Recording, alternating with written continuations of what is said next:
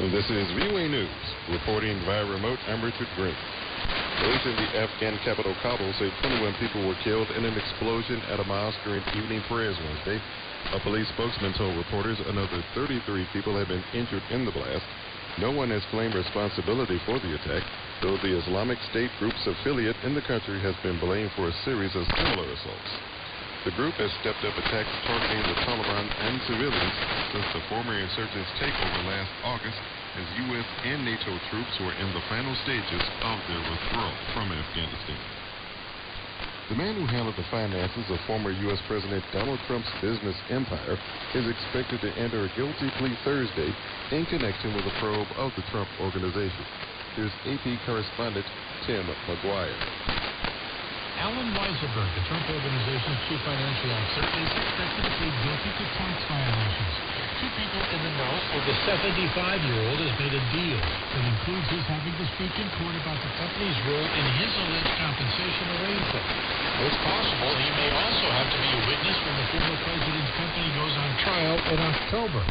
Weisselberg is charged with taking more than $1.7 million in off-the-books pay over several years, including untaxed perks like rent, car payments, and school tuition. He's the only person so far to face criminal charges in the Manhattan District Attorney's investigation of the Trump Organization's business practices. I'm Tim McGuire. Malaysia's top court on Thursday began hearing an appeal from ex-Prime Minister Najib Razak to overturn his jail sentence for corruption. The former leader and his ruling party was soundly defeated in 2018 elections following allegations of their involvement in a multi-billion-dollar scandal at state investment fund 1MDB. This is VOA News. Najib and his associates were accused of stealing billions of dollars from the fund and spending it on everything from high-end real estate to pricey art. Najib was eventually found guilty of abuse of power, money laundering, and criminal breach of trust over the transfer of $10 million from a former unit of 1MDB to his personal bank account. Najib was sentenced to 12 years in jail in July 2020, but remains free while the appeals process plays out. A Muslim woman who was gang raped while pregnant during India's devastating 2002 religious riot has appealed to the government to rescind its decision to free 11 men who have been jailed for life for committing the crime. The men were released on Monday when India celebrated 75 years of independence. They were convicted in 2008 of rape, murder, and unlawful assembly.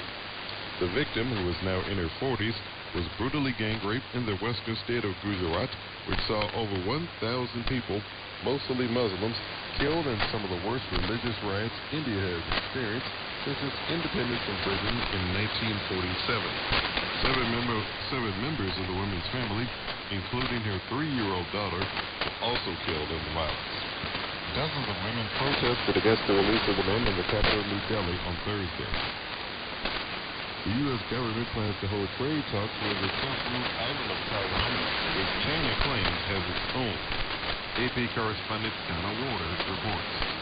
The announcement comes after an angry Beijing held military drills following this month's visit to Taiwan by U.S. House Speaker Nancy Pelosi. Taiwan is currently the U.S.'s 9th largest trading partner, and being allowed to export more to the U.S. might help Taiwan blunt China's efforts to use its status as the island's biggest trading partner as political leverage.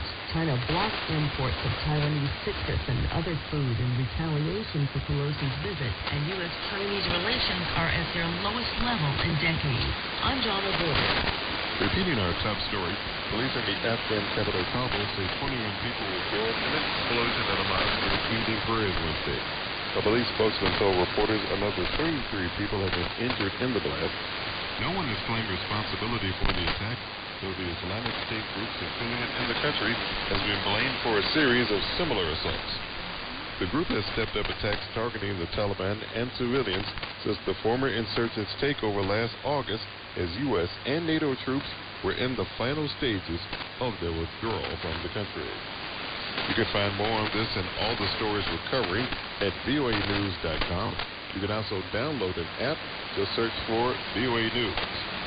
Reporting via remote, I'm Richard Green for VOA News.